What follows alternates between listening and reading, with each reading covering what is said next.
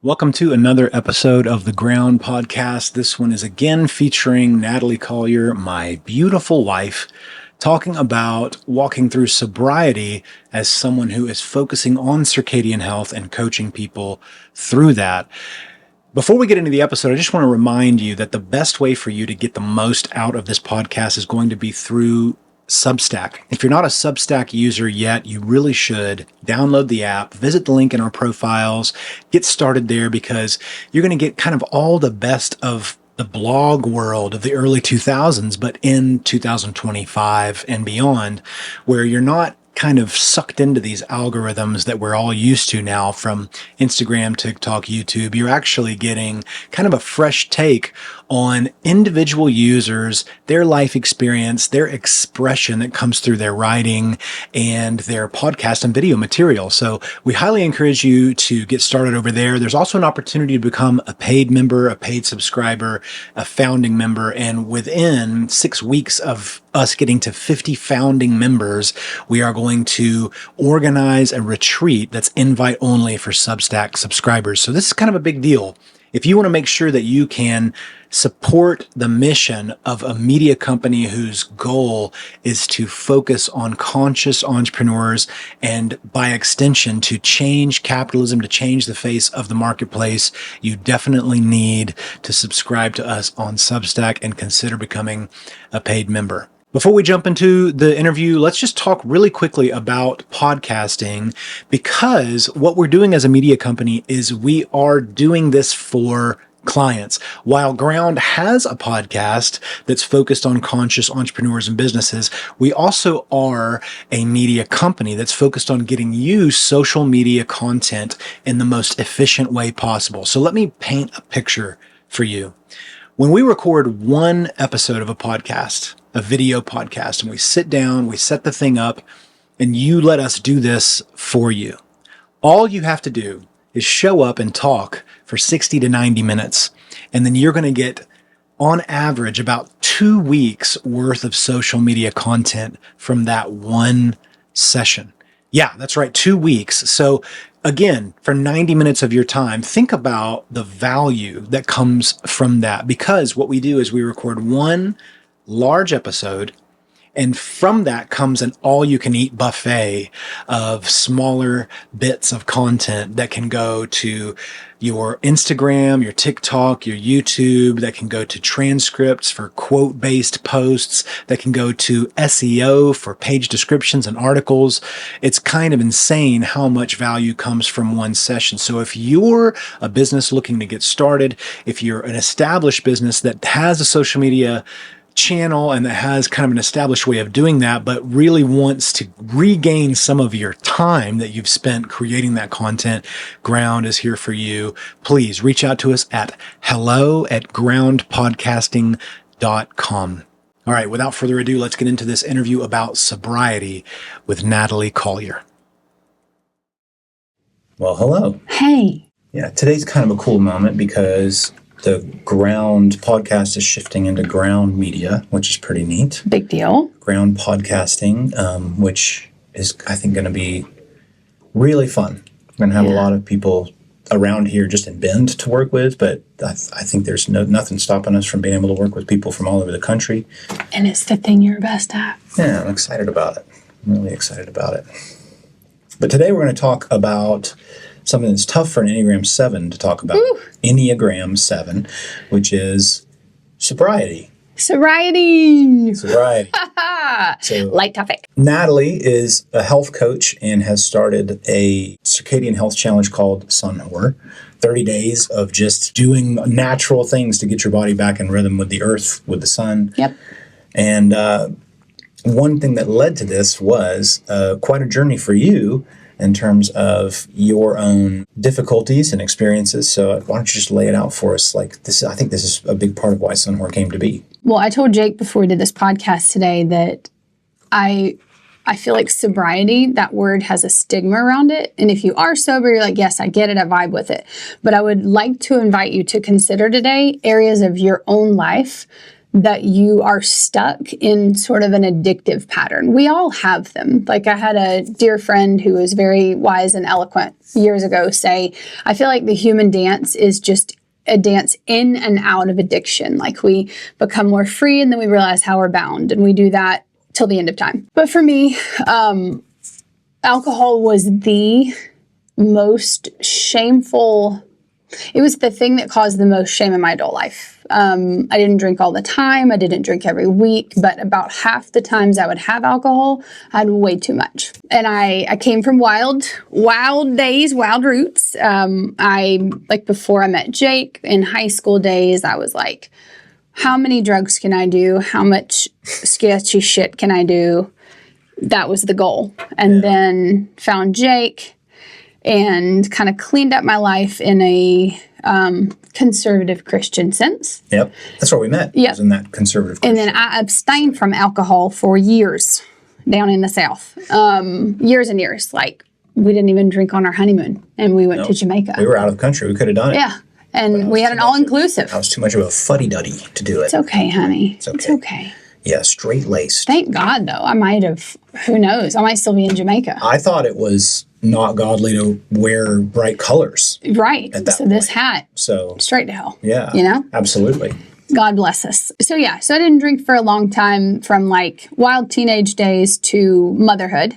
And then I slipped in a, hey, I'm not drinking, but a few times a year, oh shit, that was 2 bottles of wine tonight kind of moment. I think that it might be better to just stop and talk about the reason addictions exist in the first place. You know, as an Enneagram 7, the vice on that diagram for you is gluttony. Mm-hmm. So the idea that you would have a propensity toward addiction is pretty easy to understand in that light. It's too basic. Yeah. And then the 4, that's me, artist, is envy. So I never struggled with any real addictions, but I do struggle with comparing myself to other people. Anyway, but back to addiction. A coping mechanism that helps you to deal with something difficult in life. So often an addiction is just the result of some sort of a negative life event or some sort of a negative thought about ourselves, some way that we cope with some disharmony in our internal landscape. So what was going on there that you can think of? What were you trying to fill with this addiction, with this substance? I feel like a lot of addiction comes from us not knowing what we need. And for me, I did not value myself and love myself enough to realize I needed rest and I needed to be able to just be. So I would drink as a like, tonight's my night off. I'm drinking. And I'm sure there was other things underneath it. I know back in my wild days, it was a fear. It was like I looked brave and ballsy, but I was really afraid that I was not worth loving, which is what I heard at home. And so that's where it came from then. But I think often it's that we don't know what we need. So we want to cover up something and we want to escape who we are. And that was a lot for me. It was a permission slip to just be, because I didn't realize, oh God, I need rest and Sabbath. And I think it was a way to drown out all of the things I was questioning in my life. And it was an easy one to get into too, because it's so socially acceptable to drink. Yeah. 100%. Yeah, it's just kind of everywhere, all around us. Every time that we would go off to hang out with friends or anything like that, that's just what everybody was doing. So when they saw Natalie drinking, they didn't really think anything of it. No. Yeah. Yeah. And actually the night, I'm going to tell this story. I'm going to tell it. The night that was the last time I had alcohol, which was 5.5 years ago. First, let me say, truth is like a huge value to me. People that know me, I would rather you tell me the worst shit to my face than me find it out later. I got lied to a lot in childhood, so that was always just a big deal. Like I remember telling Jake on one of our first dates, like, I would rather find out that you killed 12 people from your mouth than you keep like a small lie from me. It's like a huge deal.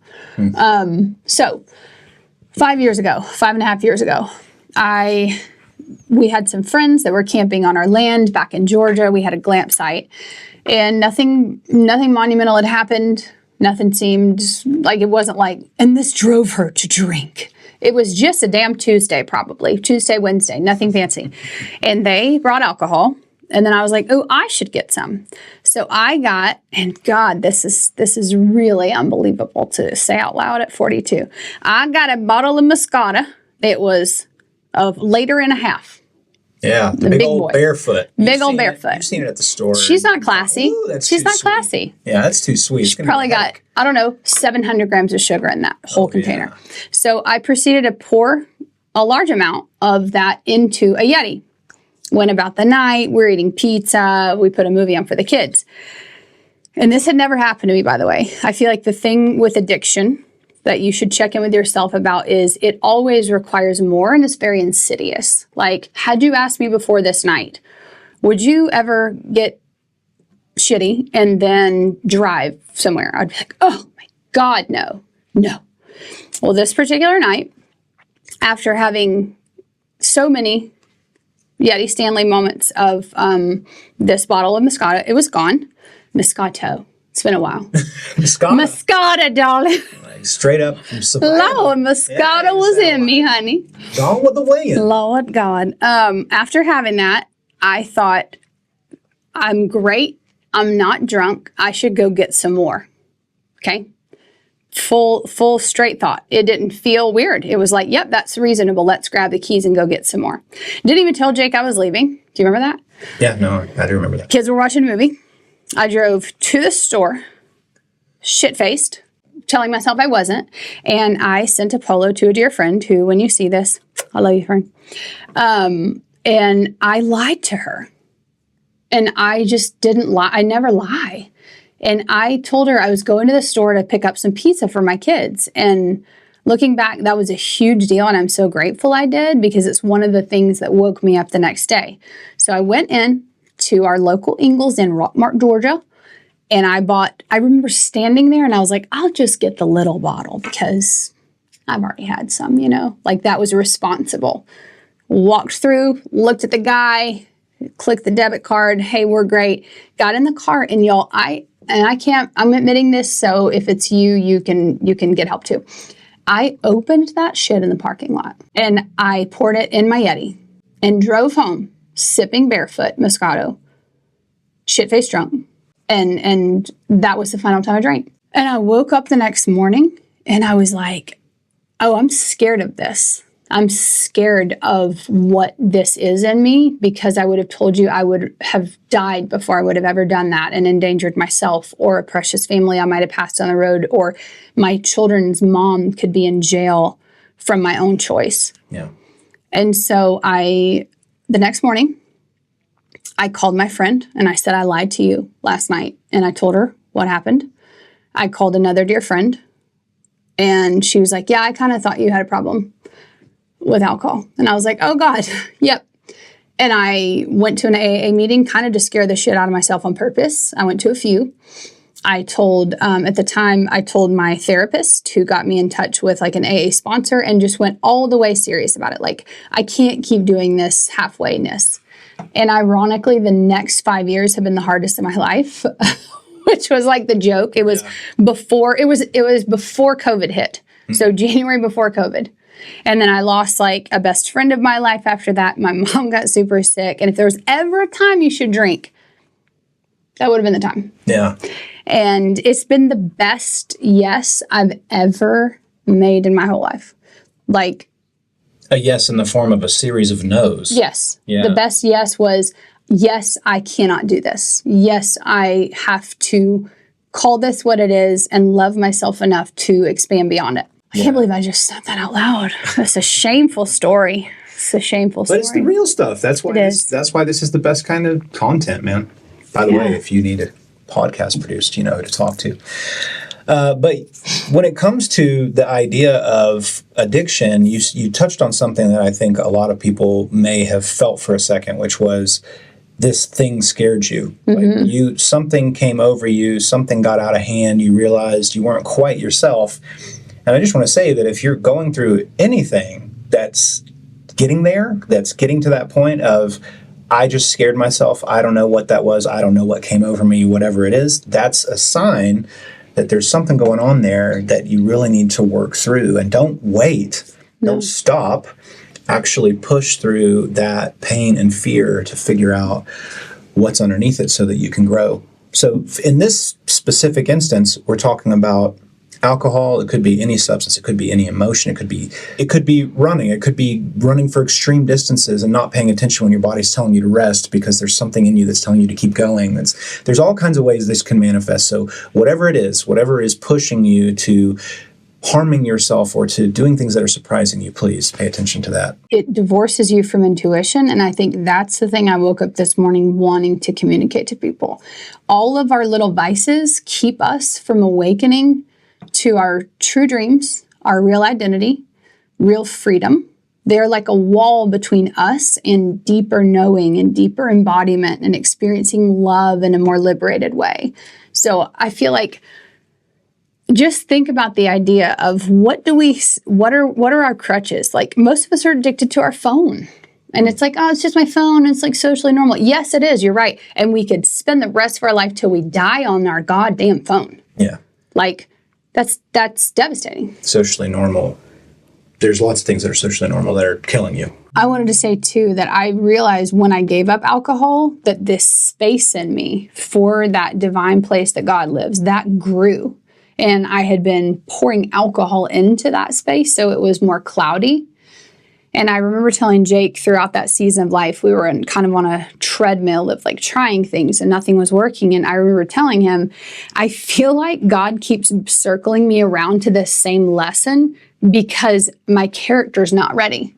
Like, in different ways, God keeps like, here, are you, again, repackage it. Can we?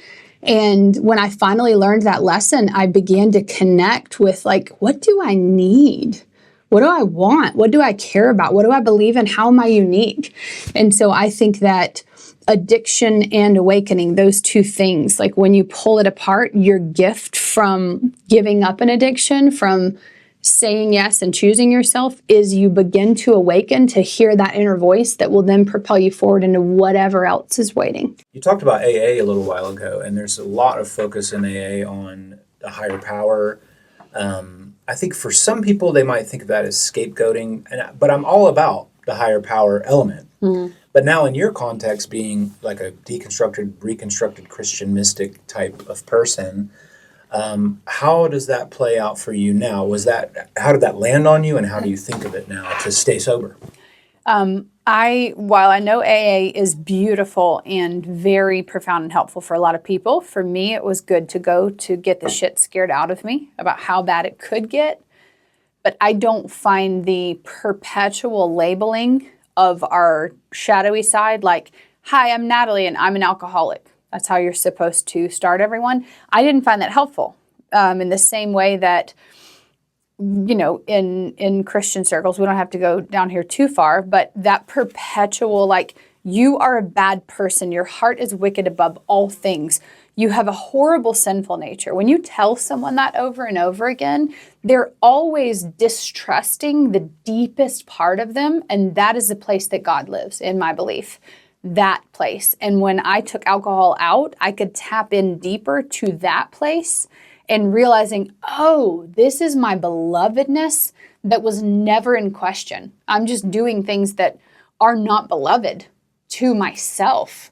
So that is how I found healing and liberation in that space instead of the other, which again, some people love it and it is what keeps them sober. So hear me well. If that is you, I affirm you and I celebrate you. Keep going. For me, and especially growing up in evangelical circles where I did not learn that inner voice, did not trust who I really was, that part wasn't helpful for me. Yeah, because you come from a fundamental background of thinking of yourself as sinful and horrible in the first place, and that's something that you've grown beyond. So yes. It's more about realizing that you have an ego that has these designs and these false pretenses, and it pulls you into behaviors that are not aligned with your higher self, with the real truth. So speaking of which, we have these bodies. Addiction is something that I think is so difficult for people to break free from because they don't believe that they can actually change in the first place. They don't believe that they can actually create a body and a mind that are in harmony, because we have this separation so often between like how our bodies are perceiving the world and how our minds are perceiving the world. Your body is actually getting different signals from your environment than your mind is, which is why sometimes you don't even realize how bad you're feeling or how low your energy is, because conceptually you feel fine. Everything should be fine, right? You're awake, you've got food, you're well fed. Let's talk about integrating like the challenge and how it can help people break free from addiction, and how integrating the body and the soul, the mind, all these things into one experience could actually help people to become like a more whole human being. Yeah. Well, I think your average modern person living in this world that is unaware of how the rhythm of modernity is horribly affecting their health. You wake up with an alarm. You have to peel your eyes open. You have a coffee right before you have any breakfast, or you might skip breakfast and have coffee. That's what I did for years. Right there, you're putting yourself on a stress pathway. Your nervous system, the signal is, holy shit, it is dangerous. Squirt the cortisol. Caffeine is in here without protein to ground. I'm stressed. So you start off also the insulin up and down all day journey that is getting more and more attention these days in the media. And then you hit lunch. Who knows what lunch is? Let's just pretend lunch is perfect. If you started your day with that caffeine and the no sunrise, no bare feet on the earth, you got straight in your car, you're looking at blue light, you are just stabbing your system with these incorrect signals of it's dangerous, it's stressful, this is depleting and dehydrating. Then you hit the afternoon 3 o'clock sugar time. I used to crave sugar like an animal, like I would possibly trade a child for a candy bar level craving. Truly. Now I don't even crave sugar in the afternoon. Actually not at all. It's remarkable. So then we crave that sugar. We usually give ourselves some more caffeine in the afternoon. Then you have dinner, and most people have dinner too late. So their body is up at night trying to digest that food. You're not seeing the sunset. So you're not giving your body the signal of, we can calm down, we can shut down, we can ground. These are safe, good hormonal processes. Your biology knows we are going to rest state. We usually look at blue light after we have the sun go down. And that gives us that second wind, an artificial, not the way you're made, cortisol spike. And then you have shitty sleep and you do it again and again and again. So when you commit to this challenge, it seems so simple. So far, 100% of people that have done it are now just doing it as their lifestyle. It's that monumental for how they feel. They're like, I didn't know that my brain was foggy, because we get used to it, right? Like we get used to feeling tired and stressed. And I will be honest, I think that that's by design, because if you're tired and stressed and uninspired and used to feeling like shit, you don't want to really like make a huge contribution or chase big dreams or step out of the rat race, because you don't even really realize that you are in it. Yeah. And if you are constantly depleted and feeling like shit and you don't even realize it because it's just humming under the surface all the time, you're more vulnerable to these addictions. Oh, yeah. You're trying to chase pleasure, right? And dopamine hits. Yeah. We were talking about like earlier, replacing addiction with these practices, these things that you can actually do instead. Like get a deck of cards or, be present to the sunlight. It would be a real shame for you to be out here taking this challenge, getting those sun rays into your eyes and still be scrolling on your phone and struggling with that addiction. Yeah, bring a friend outside, sit and talk. Yeah. One woman that's done the challenge, she said, now my sons are taking pictures of the sunset and my neighbors have been outside now. And now we're watching the sunset together. My husband's coming outside with me and he's loving the morning routine. Like I promise you, and this is not a empty promise. This is, you are a human. If you are a human being, your biology is made for circadian rhythm alignment. And if you do the challenge, I don't care what the ailment, it will be helped. It will be helped. So let's expand a little bit on that then, like the way that your body and your mind coming into one integrated whole works in your life right now. How does it look? How does it feel now? What's the difference in being like a more integrated person in this way? Now I wake up most of the time without an alarm. Like I would say 6 out of 7 days, if not 7 out of 7 days. And I wake up not groggy. I usually blink a few times and I will lay there and read or snuggle Jake, but it's not that, oh God, okay, get out of bed. I wake up ravenous. I used to wake up with no appetite and I thought that was a good thing. I eat my protein. I look at the sunrise. I have all of that going before I look at a screen and before I have coffee. I do not get the 3 p.m. energy lull anymore. I built a solar callus, which is a whole other podcast, but basically you give yourself incremental sunlight. You're seeing morning sunrise throughout springtime. And in doing so, you actually build the melanin stores in your body. So now I can be out in the middle of the day for 2.5 hours and not get a sunburn with no sunscreen. Like it's wild. And again, when you feel that little crispy, tingly feeling on your skin, which sunscreen confuses that signal. But when you get that, that's when your body's going, all right, we've had enough of a good thing. We're good. Yeah. So now I just have this relationship of like, oh, I need that, or I just need to go to bed earlier. And I am so much more tired. You know this. I used to stay up till 2 o'clock at least, like most nights. Mm-hmm. And now I am granny level in a beautiful way. We go on a nighttime walk. I wear a weighted vest. I get back and I cannot wait to do my night routine. I cannot wait. And I read a book in bed and I stretch and I hang out with my kids. And sometimes they'll come lay on the bed with me. If we watch a show, which is not every night, it's more of a rare thing now. I have on my raw optics glasses, little red light glasses. And it feels so good. Like I feel like I am learning who I am now in my body in a way that I've never experienced by such simple things. Yeah. Yeah. You're entering into a reality that is going to be hard for some people to understand. You know, if you're asleep and you're just kind of walking through the same rhythms every day, all the time, it's going to be hard for you to understand the benefit. Yeah. You're not going to be able to really grasp the reality of how much better you feel and how much I hope that doesn't sound pretentious. It's more about like understanding that you can actually get into this jet stream of the way that your body functions and the way that your cognition works because your body is in a better state to cooperate with your mind, and you have a better vibe now. You're in just a better space.